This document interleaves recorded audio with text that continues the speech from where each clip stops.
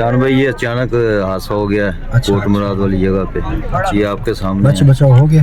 हाँ ये तो रेस्क्यू वाले आए ने तो देख रहे ने, देखभाल कर रहे ने। फिलहाल तो बेचारे बहुत ज्यादा जख्मी ने। चलो अल्लाह पाक खैर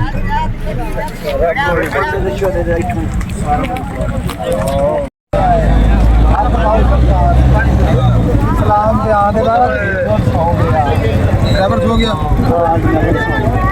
हेड लुटड़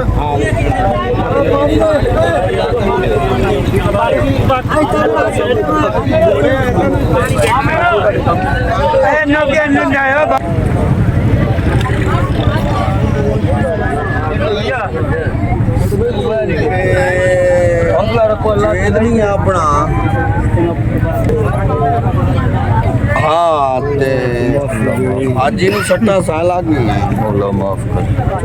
टीका लग गया खिलाना लगे हैं हूँ हक भाव जा रहे हैं हूँ तुसी अकबो जा रहे सी? हूँ हक भाव जा रहे हैं ठीक है।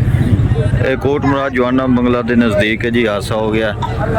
ਪੋਸਟਰ ਡਿੱਗ ਗਿਆ ਸੀ ਤੇ ਕੱਟ ਮਾਰੀ ਨਾਲ ਹੈ ਉਹਦੇ ਅੱਛਾ ਕੱਟ ਮਾਰੀ ਸੂਦ ਗੱਡੀ ਇੰਜ ਹੋਈ ਹੈ ਮੋੜ ਪਰਾਂ ਕੱਟ ਮਾਰੀ ਪਈ ਹੋਈ ਨਾ ਜਾਏ ਉਹ ਫਿਰ ਪਰਾਂ ਕੱਟ ਮਾਰੀ ਉਹ ਗੱਡੀ ਟੱਕੀ ਗੱਡੀ ਉਲਟ ਗਈ ਹੈ ਜੰਪ ਸੇ ਜਾਂ ਜੰਪ ਦੇ ਦੇ ਵਿੱਚ ਕੱਟ ਦੇ ਵਿੱਚ ਗੱਡੀ ਉਲਟ ਅੱਲਾਹ ਪਾਕ ਸਰ ਬਚਾ ਗਈ ਹੈ ਹਾਂਜੀ ਮਿਹਰਬਾਨੀ। ਅੱਲਾ ਦੀ ਮਿਹਰਬਾਨੀ ਡਰਾਈਵਰ ਦੀ ਵਜ੍ਹਾ ਤੋਂ ਹੈਡ ਤੇ ਉਹਨੇ ਕੱਟ ਮਾਰੀਏ ਬੰਦਾ ਹੈ ਕਿ ਨਹੀਂ ਬਚਾ।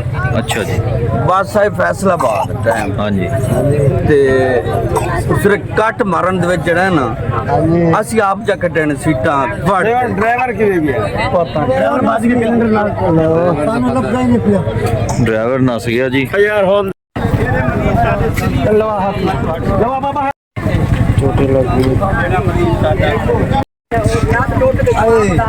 ਆਪ ਸਾਥ ਮੈਨੂੰ ਗੱਡੀ ਤੇ ਆਪਣਾ ਯਾਰ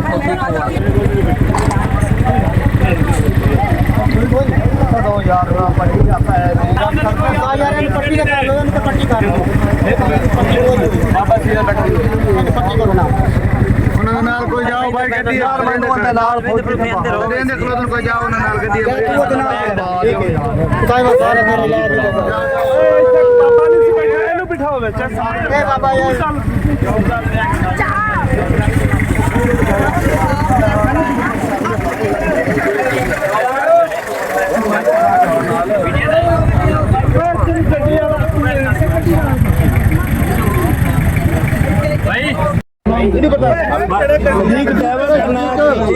ड्राइवर ना